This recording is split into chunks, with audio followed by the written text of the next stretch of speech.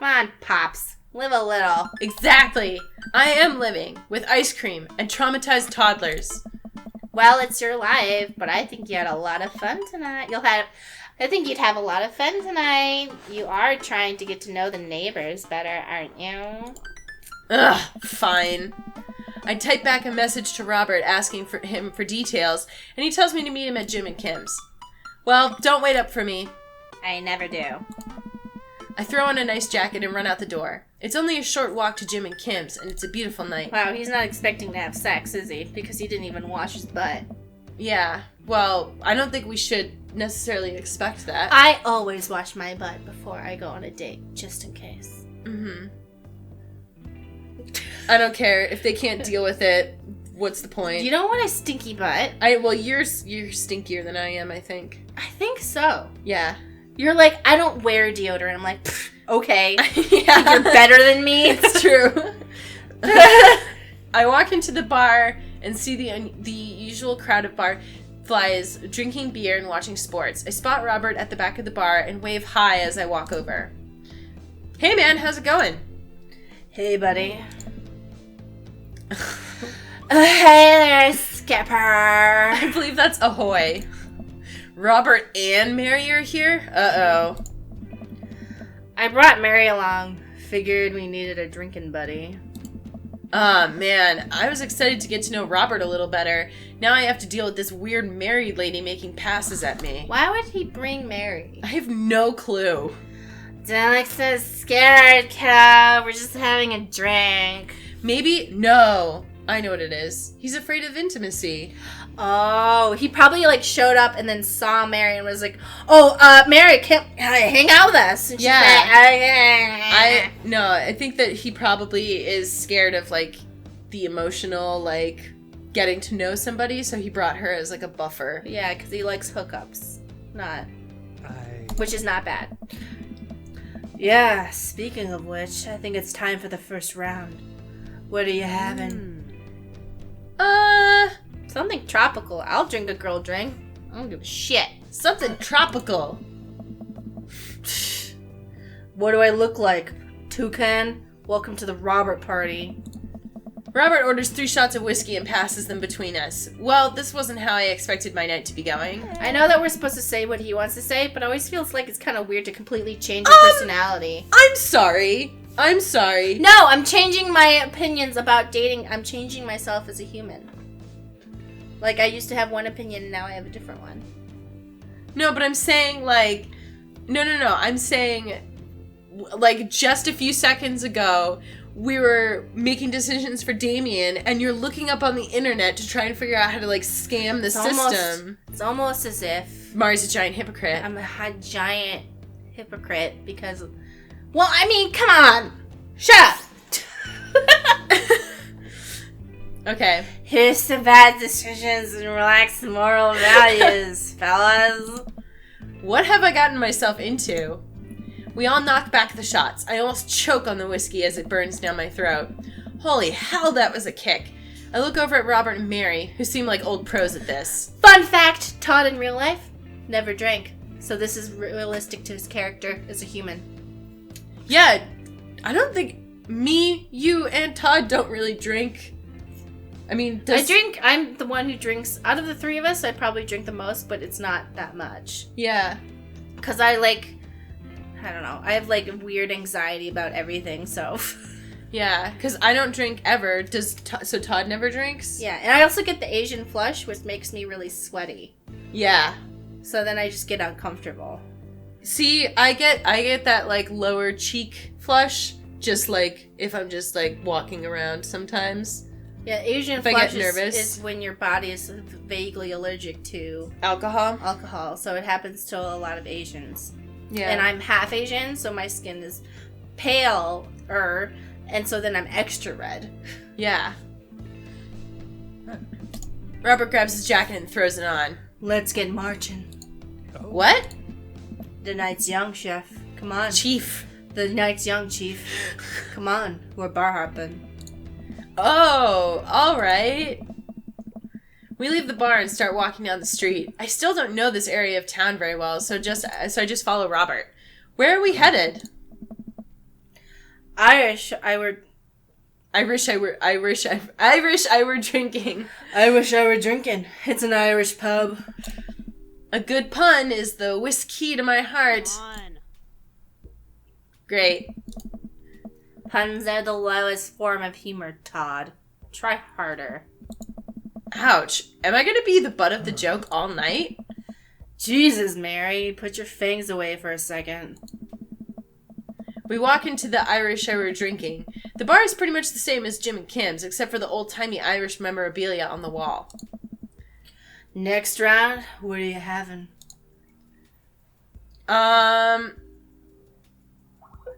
Whiskey hasn't failed me yet. Yeah. Well, only because I don't want to start mixing alcohols and get sick. But I don't know, maybe we're just... Let's do it! Wow, that was a lot of squirts. Let's do it.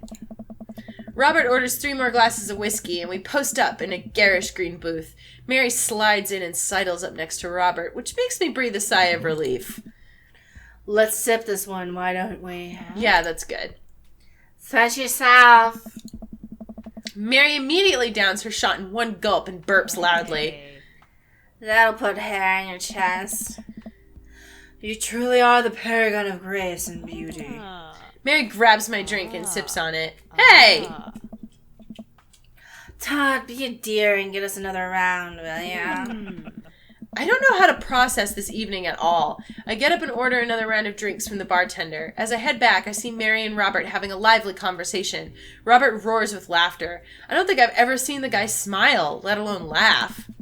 I take a seat across the booth from them and pass out the drinks. So Edith had snuck some pop brownies into the table at the last bake sale, right? And I spot the little hemp sweatshirted gremlin in the act. So I go up to Edith with the baggie and I'm about to tell her when all of a sudden she just freaks out at me. You're ruining the bake sale, she says. I should be the PTA president. Your roots are bad. Blah, blah, blah. So what'd you do? I told her I have a brownie and that everything was going to be fine. Oh my god. They both erupt in laughter. I politely follow along with the story. She ate 3. More laughter. Okay, that was actually pretty funny. She called the cops and told them that time had stopped. Oh, maybe she hasn't been hitting on everybody the whole time, but she just is like, that's just the way she is. Yeah. Because she and Robert, like, they seem like they actually might be friends. Yeah. I mean, she might just be, like, a naturally, like, friendly and charismatic person. Her? Yeah. No, I just figured that maybe she's kind of, like, rough around the edges. So, like, your first impression of her is kind of like, ooh. But then, like, once you get to know her, it's like, oh, like... Yeah, she's just a little, like... I suppose I meant, like, friendly in the sense of, like, you know, when you first meet her and she's like, hey, like, buy me a drink... You know, like, she's going up to random people and wanting to drink with them. Maybe she's like, not hitting on you. She's trying to be friends. Yeah, maybe. It's like we totally misinterpreted her as a person. That's possible. Or it's possible that we're right on and she's just... trying to have a 3-way with 2 gay guys? Yeah. I mean, I know that's wrong, but respect. You just find bi guys. Yeah, idiot. Get it right. She called the cops and told them that the time had to stop. Mary looks directly at me. You smoke weed? What? You know, the devil's lettuce. I have 2 big fat blunts in my purse right now. Want to blade? She's oh my God! Awesome. I thought she wasn't cool at all. I think this is kind of funny how they make her, like, the religious, like, the minister's wife, and she's, like, fucking getting drunk and stoned. Well, actually, you know what? I kind of like it because you kind of think that she's kind of a B word at first. Yeah. But then you realize that she's just kind of, like, doesn't give a fuck. I mean, honestly, I'm not really sold on this narrative that you're stringing right now yet. You know how I am, where I'm like, they're evil, and then I'm like, but what if they're not? But what if they're just misunderstood? Yeah, that's how I'm always like, she's awful! But why? Why is she that way? You with the feds? Say that. You with the feds? I worked hard for what I have, and no 2-bit corner boy is going to drop the dime on me. So you take what you're pushing somewhere else, and I'll keep running my business the way I want it run. What? Remember, you come at the king, you best not miss. Jesus, kid, dial it back. Robert giggles helplessly. I think that we're quoting a movie, but I don't know what it is. So if you know... Hey. I'm just kidding, cowboy. Lay off the kid, Mary. He might not be used to your brand of humor.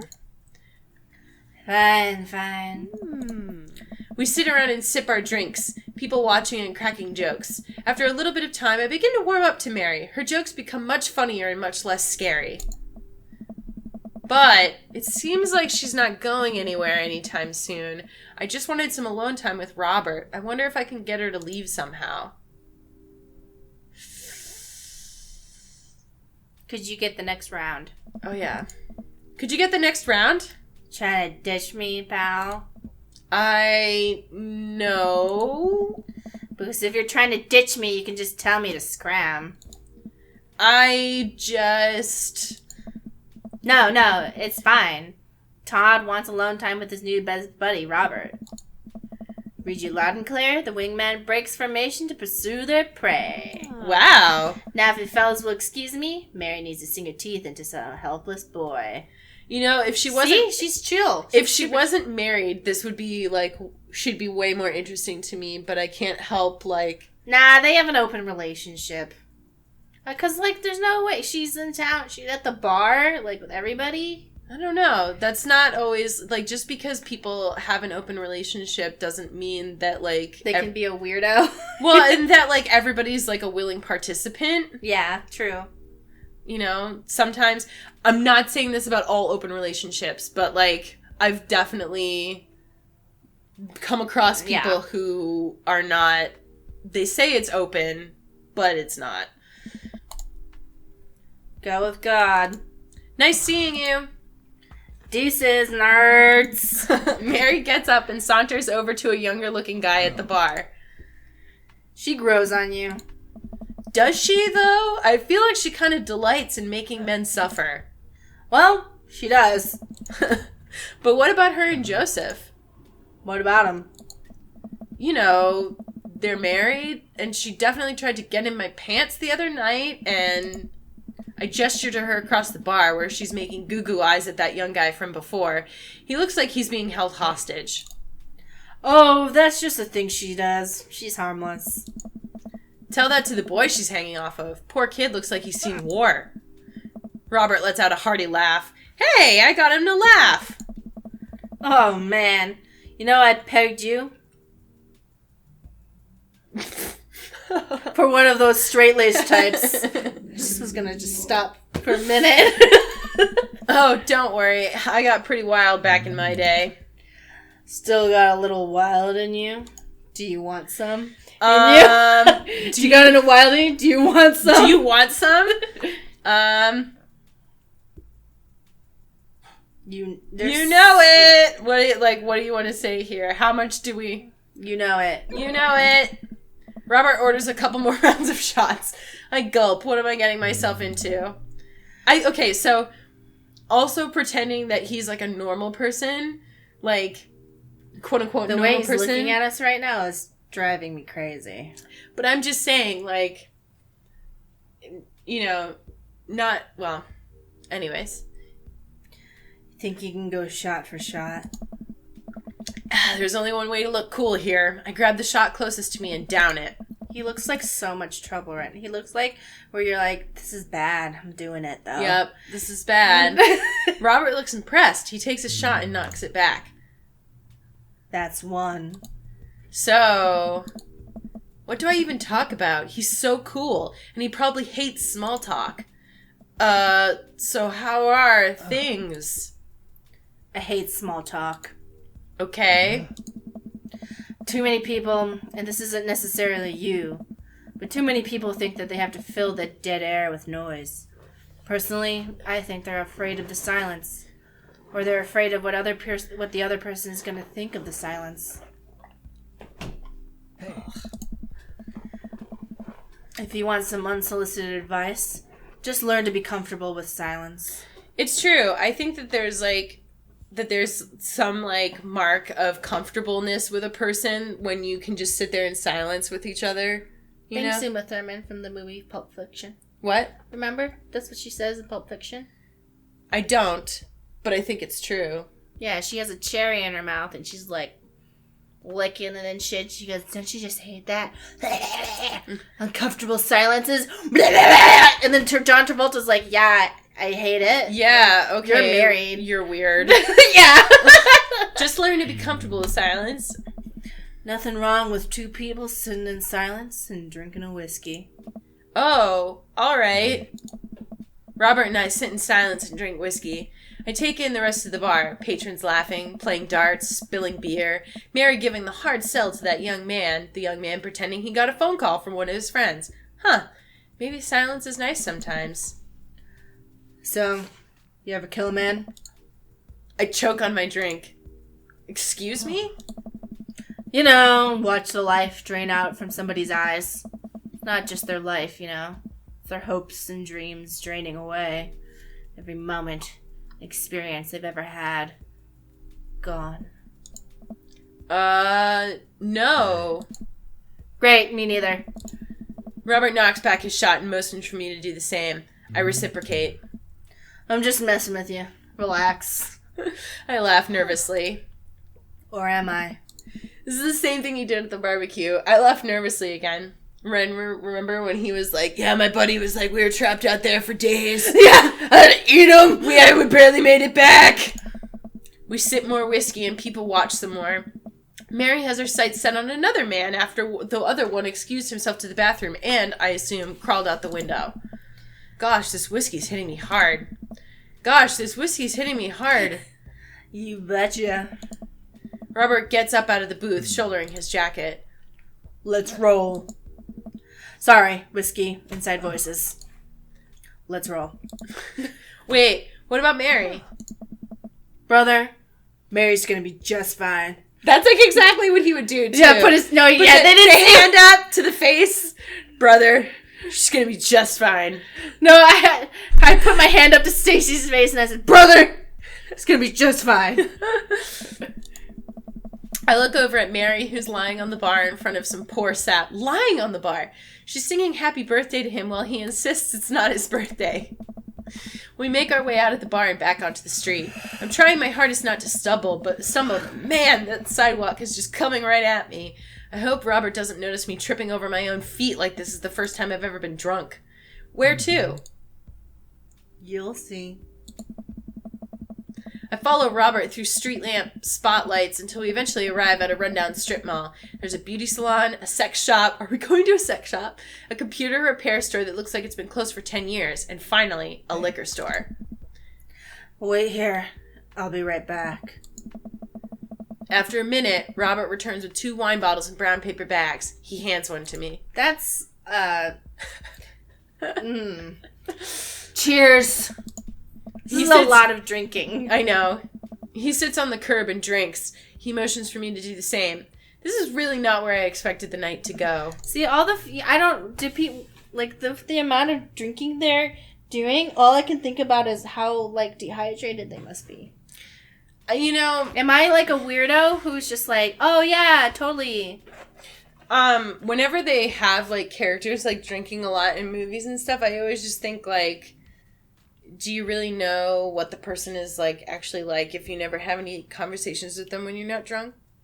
I'm just, like, sitting here, like, this must be so uncomfortable. Had they have enough water? Because if I drink alcohol and I don't have enough water, my fingers get all swollen and I get sweaty and hot. Or, like, if you can't be... I'm a difficult date. I take a sip. White Zinfandel? What? Nothing. I just wasn't expecting... It's delicious, fruity, and refreshing. Don't judge me. I start to say something, think of his lecture about valuing silence earlier, and stop. I sip on my wine and watch cars drive by.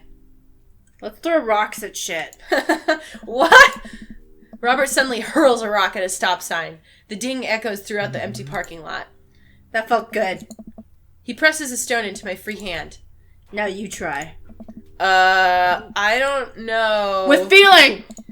I look at the rock in my hand and look at the stop sign. Back at the rock. Back at the stop sign. I know what has to be done. I got a problem with authority. Yep, I got a problem with authority. I got a problem with authority!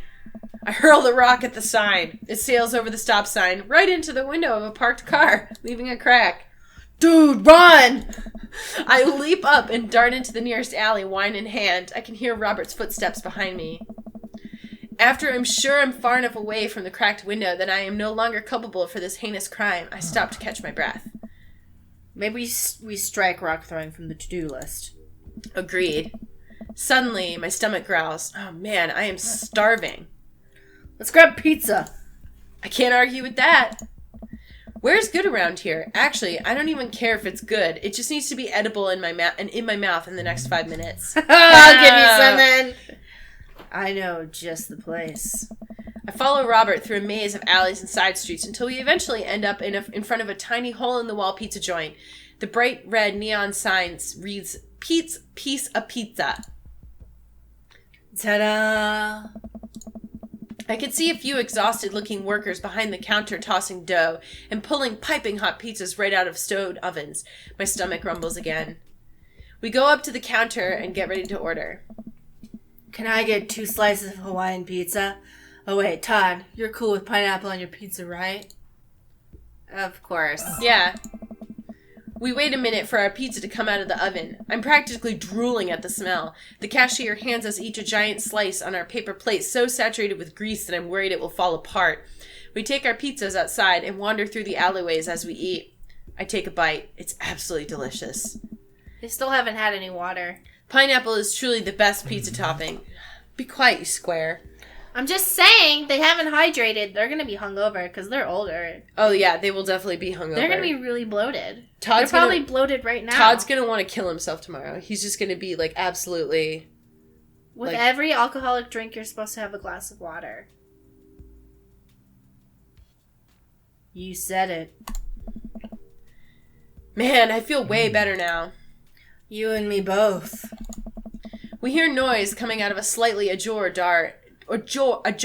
door in the alleyway. Robert looks at me excitedly. Got any more of that wild in you? You betcha. You betcha. Good on ya.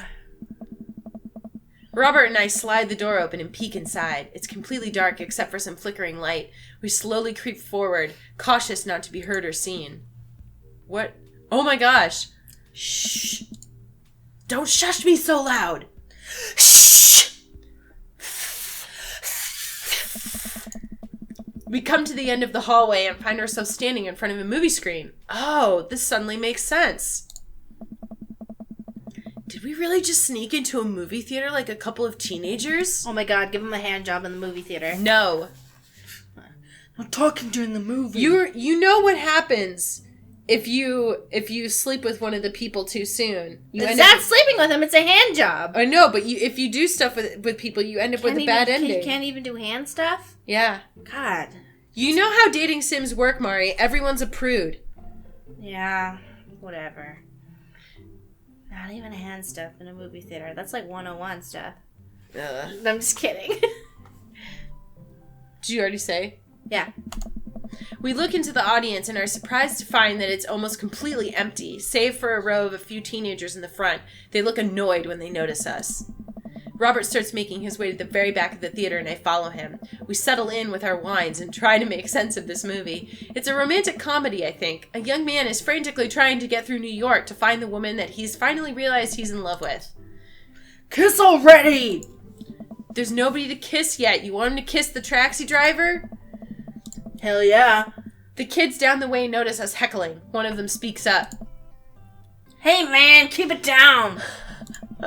Oh damn, that's Ernest Hemingway, Hugo's kid. Ernest! Hey Ernest! I know you! It's me, your neighbor! Hi! Ernest turns back around, embarrassed. I turn back to Robert. He kissed anyone yet? It turns out that yes, he did kiss someone. He made his way out to a tiny island near New York to profess his love for a woman who for some reason he knew would be there. She tells him that they hit the jackpot. He said that they had, but I think there was some subtext that I'm missing here. Boo! Love is dead. Shut up! It's beautiful! No, you shut up! Ernest grumbles. The credits start to roll. I stand up. Robert immediately pulls me back down. Hundreds of people worked very hard to make this film happen, and you're gonna sit here and appreciate them! Okay. Look at that. Elizabeth Shelton. She worked really hard, but she did lots of good, wardrobe design. Thank you, Elizabeth Shelton, for this beautiful film-going experience. And Peter Anders, catering, fed a bunch of people so that they could have the energy to do their jobs. What a guy. We let the credits roll while Robert individually thanks every member of the crew. Once it's finally over and he makes sure no animals were harmed in the making of this film, we leave the movie theater. We stumble into the theater parking lot, polishing off the rest of our wine. Hey, assholes. Out of nowhere, a rock flies through the air and hits me on the knee. Are we gonna get into a fight? My knee, what the hell? Ernest and his friends stand in the alleyway, blocking our exit. We're gonna beat up some teens. Oh my god. Oh, what do you guys want? Why'd you go and throw a rock at my knee? This is my good knee. My orthopedist is gonna be pissed. Ernest tosses another rock up and down in his hands. What's wrong with this kid? You ruined my theater-going experience. Now you have to pay. Oh, well, I don't have any cash on me right now, and, movies got really expensive. Ernest hucks another rock at my other knee. I'm able to jump out of the way, but I didn't properly stretch before physical activity, and I'm probably going to feel super sore in the morning. We ruined it for you? That movie was pretty crappy in the first place. Hey, you take that back! It was a beautiful love story with really genuine acting.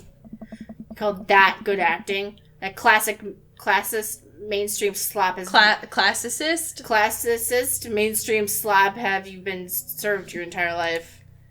Whoa. What? Have you ever even seen any Michael Powell? A Matter of Life and Death? 1946? Easily the toughest 5 minutes of love you'll ever witness. Listen, man... No! You listen! That popcorn-ass drivel the mass media is shoving down your throat will only make you dumber and sadder. You of all people should strive for a higher standard in art and the art you consume. Your name is Ernest Hemingway, for Christ's sakes. Oh, now you've done it! Ernest rushes Robert, screaming like a banshee. I dive between Ernest and Robert, trying to stop the kid. He lunges forward, kicking me as hard as he can in the knee. Fuck, my knee! Robert gets in between Ernest and myself. It's as if he's seeing red. Fuck, my fucking knee hurts. All right, buddy. Talk like a punk. Get hit like a punk. Oh my god. Robert squares up into a boxer stance. Queensberry rules. 3-minute rounds with 1 minute rest in between. No low blows, fish hooks, J grabs, or high blows. What? Don't even think about pulling an illegal turnstile. That's an automatic deduction of 3 points. How dare you? You'll have to designate a second if you're unable to fulfill your role as a main duelist. One of your friends over there looks like he has enough of youthful vivacity to handle it. Hey man, I don't want to get dragged into this. That movie sucked. It's too late! You two are blood-bound. If he dies, you die. Sorry, I don't make the rules. Let's talk to Queensberry. We're just gonna go. Ernest and his friends warily back away. Robert calls after them. The Queensberry Association will hear about this and consume better content. Once the teens are safely out of earshot, Robert turns to me. Were you about to actually fight that kid? Are you kidding me? I would never hit a child. That'd be despicable. You throw the rules at them, though, they always bolt. Nobody wants a Queensberry sanctioned throwdown. But full disclosure, I made half of that up. Wow. See, you don't even have to know the rules. Just make them up. Come on. Let's get out of here. Robert and I... Are you hearing these sounds? They make the sound effects like that they have in visual novels where they're like, hi! Oh no. It's always, it's weird. Robert and I cool down a bit as we walk back to the neighborhood. I'm so sorry. I get really into the art of filmmaking when I drink. It's okay. I think it's cool how much you like movies. To be honest, I don't know a lot about them myself. Buddy, I got so much to show you. You ever see any Sam Fuller? Yeah. I haven't. Fuller's cash. Thanks for the adventure. Yeah, thanks for the adventure. Adventure's all I got, buddy. Robert throws an arm around my shoulder and we drunkenly belt out tunes all the way back. We finally get to his doorstep. This was an interesting night. I liked it. A smile forms on his cheeks, a rare sight. Let's hang out again soon, yeah? Yeah. I linger there for a second, swaying drunkenly in the night breeze. Robert claps me on the shoulder. Night, bud. Robert heads back inside and I stumble my way back home. Smile as often as you can. It will make others around you, I don't know. Tough talk, embarrassed child, whiskey, crime, silence, bad ideas. Crime, silence. S! Where'd my pants go? Okay, we got an S with Damien. He's like, my goodness, what an exquisite time. And he goes, where'd my pants go? All right, that's enough. Yep.